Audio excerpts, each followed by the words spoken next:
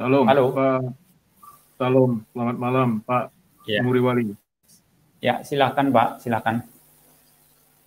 Singkat saja saya mau tanya, Pak Ya, Pendeta ini, mengenai keselamatan setiap orang yang percaya sama Tuhan Yesus Kristus ya, dikaitkan dengan Tritunggal. Karena begini, ya, Pak, kan itu terlalu banyak orang orang percaya sekarang itu kan percaya hanya terima Tuhan Yesus sebagai Tuhan dan Juru Selamatnya, ya, kan? Sekalipun ya, sekalipun tiap-tiap orang itu tidak memahami secara spesifik tentang Tritunggal, baik menjelaskan maupun memahami, tapi mereka tahulah bahwasanya ada Bapa, Anak, Roh Kudus. Tapi ya, kadang kalau diminta mereka pengertiannya seperti apa, ya penjelasannya aneh-aneh kan. ya, Jadi yang mau saya tanyakan, orang-orang yang percaya seperti ini kan banyak di gereja, menerima ya. Yesus sebagai Tuhan dan Juru Selamatnya. Apakah orang-orang yang seperti ini juga diselamatkan oleh Tuhan Yesus, gitu Pak? Iya, jadi saya membedakan dua jenis orang ya di dalam hal ini ya.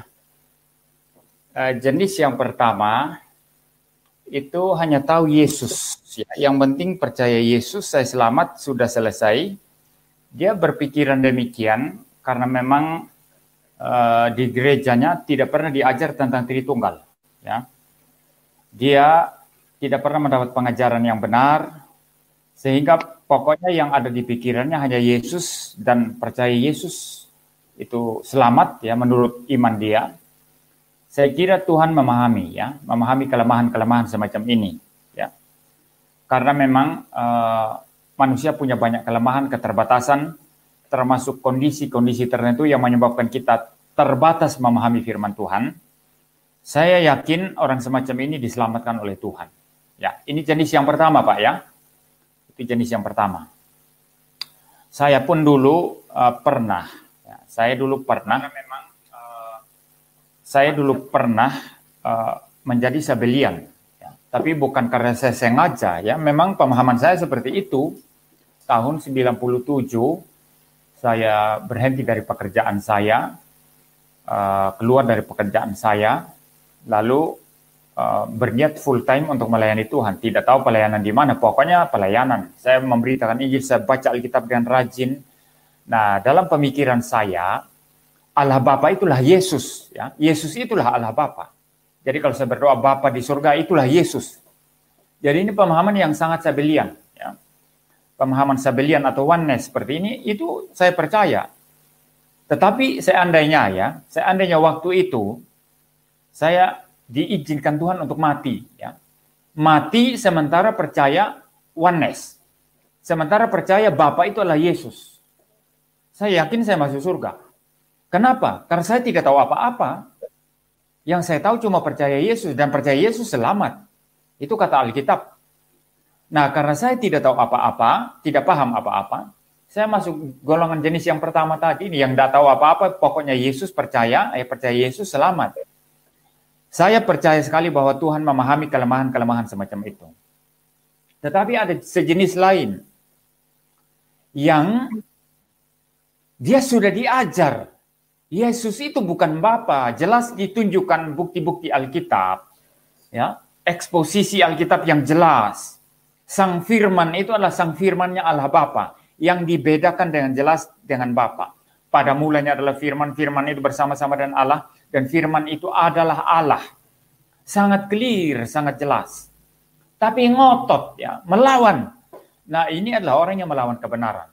Orang yang terus-menerus melawan kebenaran, padahal sudah berusaha dicerahkan, hanya membuktikan dia tidak cinta kebenaran. Dan orang yang tidak suka, tidak cinta kebenaran, mungkin hanya membuktikan dia belum dilahirkan kembali. Dia bukanlah orang regenerated yang dilahirkan kembali oleh Roh Kudus. Ya. Maka orang semacam ini yang terus melawan kebenaran, saya tidak yakin mereka orang Kristen sejati. Ya. Mereka bidat, pengajar palsu. Ya.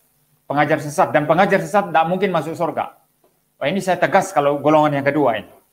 Orang yang sudah diberitakan kebenaran, tapi membutakan diri, melawan kebenaran, bahkan mengatakan Tritunggal sesat, bahkan mengatakan itu ajaran setan, itu hanya membuktikan dia tidak diselamatkan.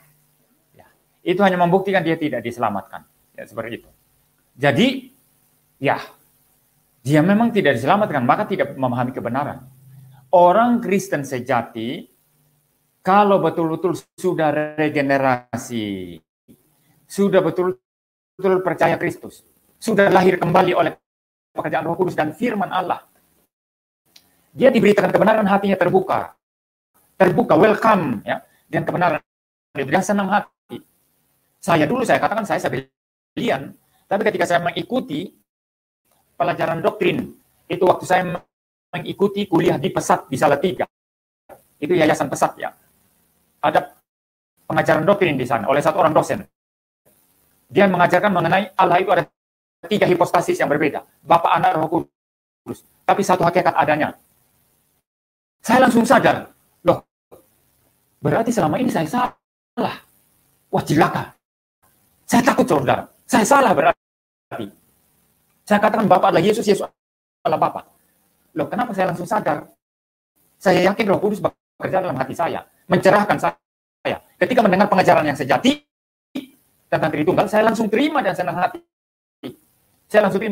Saya tidak ngeyel. Saya akui kesalahan saya.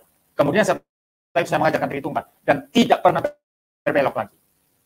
Nah, orang ngaku Kristen sejati, tapi begitu diberi pencerahan firman Tuhan yang sejati, tidak mau ngeyel, menolak. Bagi saya hanya membuktikan dia bukan orang Kristen sejati, dan jika dia pasti dia tidak diselamatkan. Tidak diselamatkan. Jadi ini jawaban saya, Pak ya. Mudah-mudahan jawaban saya ini jelas, Pak Has ya. Ya. Jadi orang-orang yang menerima pengajarannya itu, Pak, ya, orang-orang yang menerima pengajaran semacam ya oneness tadi lah ya, ya kan gitu ya. Pak ya. Dia percaya ya, Yesus itu Tuhan dan menyelamatkan dia, juru selamat satu-satunya. Tetapi di dalam pikiran jemaat ini,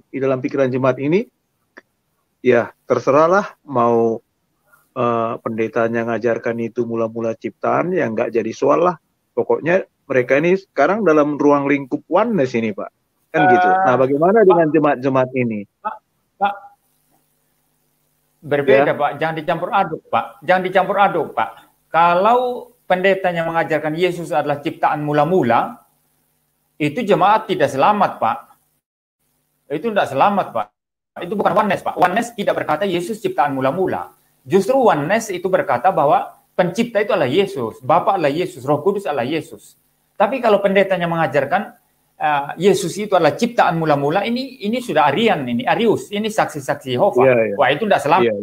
Yang mengajar tidak selamat, jemaatnya tidak selamat, Pak.